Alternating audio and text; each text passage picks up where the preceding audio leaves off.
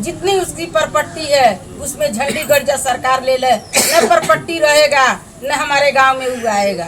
Property ज्यादा है का उसका? हाँ, प्रॉपर्टी उसके पास ज्यादा है, वही बेच करके ये करा रहा है उसका बाबा। पैसे के दम पर कहीं कहीं समाज में इस तरह से पैसे के दम पर ये हमारे भतीजा का हत्या कराया गया है।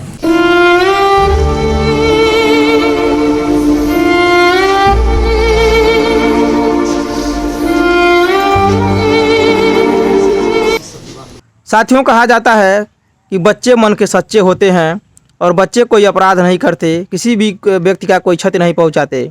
उसके बावजूद दोस्तों देखिए अपने समाज में लोग कितना निर्मम हो गए हैं।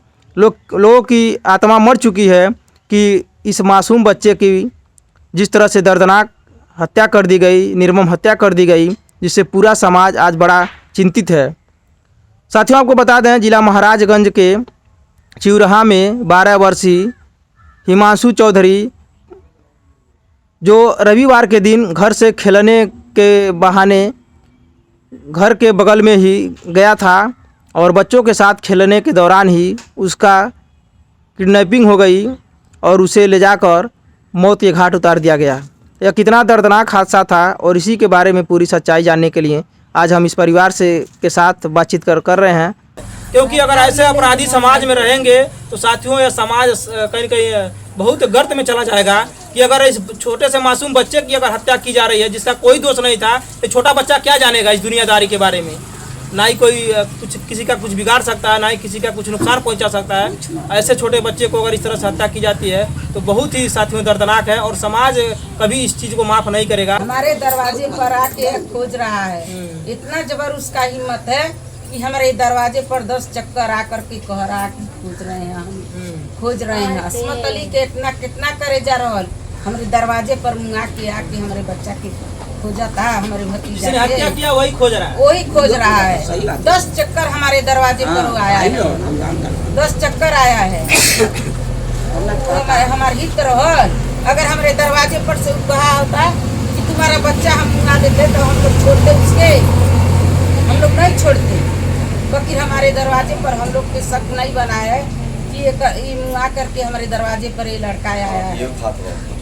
देखिए साथियों, एक बच्चा है, बड़ा वाला बच्चा ये है, बोल नहीं सकता, बोल नहीं सकती, गूंगे हैं। एक भतीजा हमारे गूंगे हैं, एक भतीजा के हमारे जब्त कर दिया है लोग। जो बच्चा बोल रहा था सही था उसको लोग मार दिए। हाँ, जो सही हमारा भतीजा था उसको मार दिया गया है, जो हमारा गूंगा है उसका छोड़ दिया गया है। इसी भतीजा के हमारे जिस दिन बाइक पकड़ के लोग जबरदस्ती करते थे, हमारा भतीजा छोड़ करके उनको भाग गया। जब मोबाइल फोटो देखा है तो हमारा भतीजा कह रहा है कि देखिए बुआ ये हमको मुंगा रही, हमको गला पकड़कर हमको ले जा रहा है, यही है कि हमको पकड़ा था, हम छोड़ा करके भाग गए हैं। साथियों, अपने उत्तर प्रदेश में अपराधियों का मनोबल देखिए इतना बढ़ गया है, इतना बढ़ गया है कि एक बच्चे का तो लोग ध्यान कर दिए और इस बच्चे को भी लोग बहला फुसला कर इसको भी जबरदस्ती लेकर जा रहे थे लोग। किसी तरह से बच्चा भाग कर आया और घर वालों को बताया। हाँ, घर वाले को बताया है, कहा कि बुआ यही हमारा हाथ पकड़ा है तो हम छोड़ा करके भाग गए हैं। जब मोबाइल इस नहीं बोल रहा है, मोबाइल में देखा है कि तभी हम लोग के बताया है कि यही हमारा गट्टा पकड़ रहा था तो हम छोड़ा करके भाग गए हैं। मुख्यमंत्री जी से क्या कहेंगे, क्या आप लोग यही कहेंगे कि उसके घर पर बुलडोजर चल जा, जितनी उसकी प्रॉपर्टी है उसमें झंडी गर्जा सरकार ले ले, न प्रॉपर्टी रहेगा न हमारे गांव में उगाएगा। प्रॉपर्टी ज्यादा है का उसका? हाँ, प्रॉपर्टी उसके पास ज्यादा है, वही बेच करके ये करा रहा है उसका बाबा। पैसे के दम पर कहीं कहीं समाज में इस तरह से पैसे के दम पर ये हमारे भतीजा का हत्या कराया गया है।